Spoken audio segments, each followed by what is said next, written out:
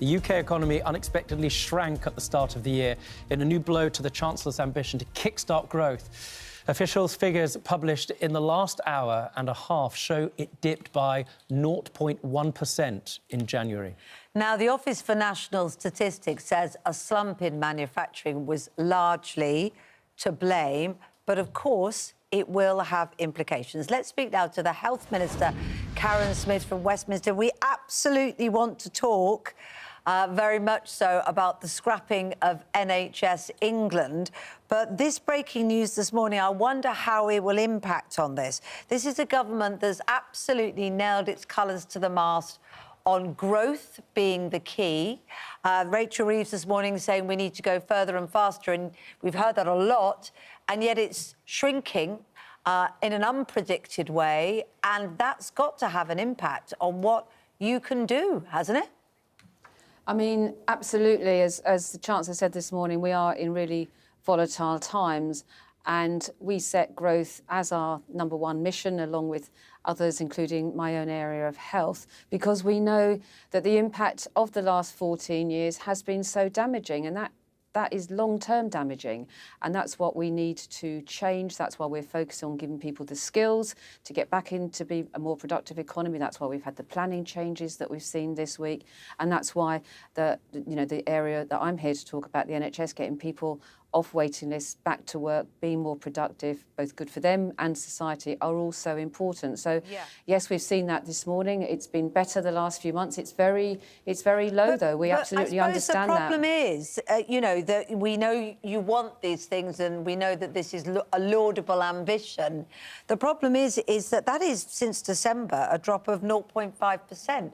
So all those things you're talking about, and those things you put in place, don't seem to be working, which is concerning, I imagine, for you, because growth is key to all the plans that you want to do. Growth is key because it's key for the country, it's key for individuals. Well, of course, yes, but it's not working and it's not happening. So I guess how worried are you that suddenly, inevitably, which economists are already saying this morning, Rachel Reeves is then going to have to cut public spending, tighten the belt? We are worried. That's why we made it number one to grow the economy, and it's going to take time. The Prime Minister has always talked about a decade of national renewal. We talk about long-term planning in the health service. My goodness, we're not going to see growth for a decade. I'm sorry to interrupt you, but that's concerning, I imagine, for you. No, we will see changes in the economy, of course, as we go. We've already seen changes in the health service. We've seen more appointments. Sorry, I'm going to have to interrupt one more time, I promise, because we are seeing changes and there are changes down. I just have to understand, because we know there's a statement coming up very soon. We know that there's an announcement going to be made. Are you now fearful that there are going to have to be tightening of the belt, I think is the nice way of putting it, cuts in public spending, which will impact the NHS and all those things you talked about, like getting waiting lists down? We know, and we've already started that process in what's called the spending review, that every single department is being asked to look at its spending, to focus it on those key missions and getting back growth. And that's in part what this announcement we've had today about NHS England is about. It's about changing the way that we spend taxpayers' money to make sure that the things that they need to happen, that the changes we made, the promises we made about cutting waiting lists, getting people back to work, about building more houses. That's what needs to happen. Just to be clear, we need to focus. We need to focus the whole system on getting that done. Minister, I think that the point is you're here to say you're scrapping NHS England because the buck stops with politicians and because work was being doubled up. Most people at home don't really care about that. What they're worried about is that there were record numbers of people waiting 12 hours in A&E in January, and the NHS is still currently failing to hit its target of seeing 95% of patients in 4 hours. So these changes might be laudable, and, of course, across the aisle, the politicians from the Conservative Party are clapping you, as are, for the first time, press that have otherwise been hostile to you. The question is, how quickly will this happen, and how quickly will people at home and all of us see better service from the NHS?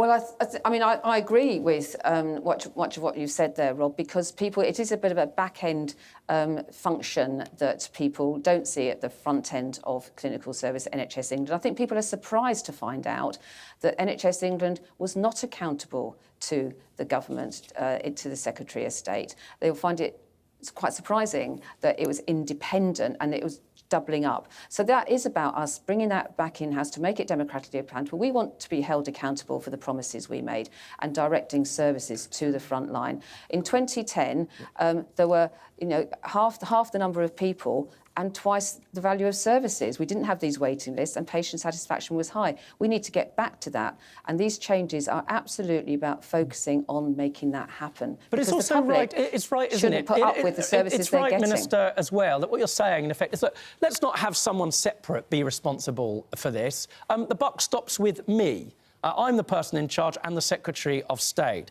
And that's why you decided to get rid of this thing called Aquango, NHS England. Now, two questions I've got. Firstly is, that hasn't gone very well in Wales, where things are worse than England.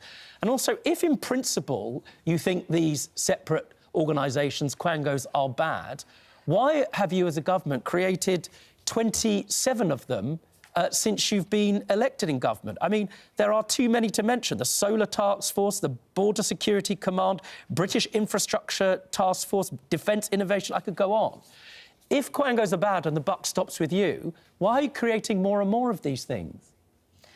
Well, in some cases, having organisations like this get to the problem quicker and are more agile. NHS England consumes over £192 billion of taxpayers' money.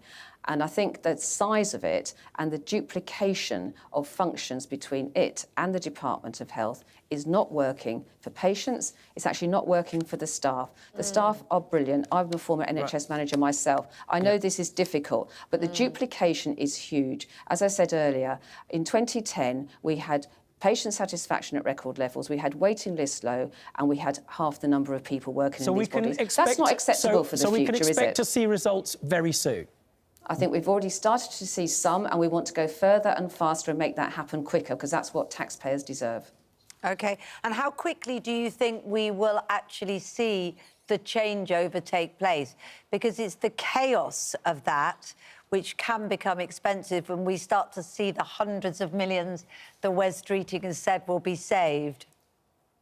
I mean, change is difficult, and that's why the previous government didn't do it. I don't underestimate how hard that is. We'll be talking with staff on Monday directly and working with them and the trade unions to make this as easy as possible. I know this is difficult. These are good people. They've been failed by the system they're set up to work in.